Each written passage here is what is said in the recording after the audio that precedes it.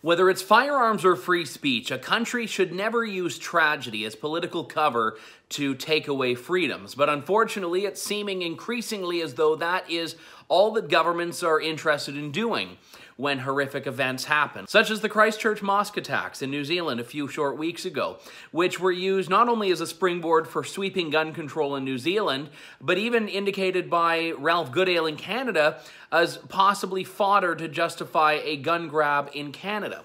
One of the most bizarre overreactions from what happened in Christchurch has been from Australia's Parliament, which this week passed a law that could imprison the executives of social media companies if they don't clean up their platforms the way that the Australian government wants them to. It's specifically looking into violent streams, such as the one that the Christchurch killer used, a live stream on Facebook and YouTube, I think, of his horrific crime. And these things are, generally speaking, against the terms of service of pretty much every social media company imaginable. Companies try to take these things down, but people upload them at a quicker rate than they can be deleted in many respects. This is where the Australian approach is so flawed.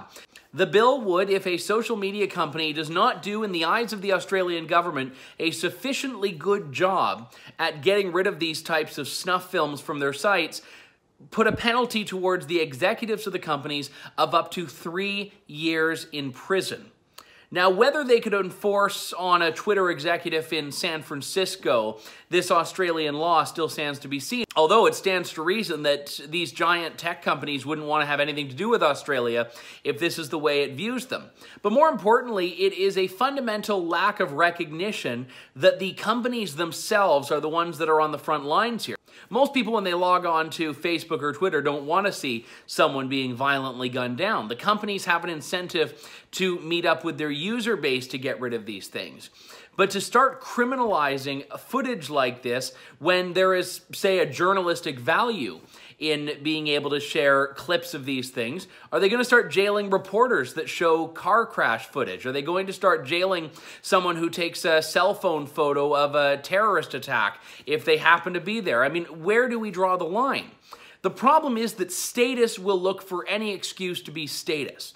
And most people are not going to stand up and defend the idea of social media snuff films. So an overarching policy like this, a sweeping policy like this, gets passed with little criticism. But you don't need to defend what is in the footage to defend that companies have the right and the prerogative to deal with their own platforms. And Australia has proven that it thinks government should be able to control what people access on the internet. Regardless of the specific content that was driving this policy, this is what the Australian government's saying, that it should be able to decide what any ordinary Australian is able to do on the internet, and even to such a point that they can jail someone for running afoul of that. That is not free speech. That is not a free society. And for Australia, which is very similar in demography and history and heritage to Canada, this is something we need to be very concerned about, if this is the mentality sweeping what are supposed to be liberal democracies. For True North, I'm Andrew Lawton.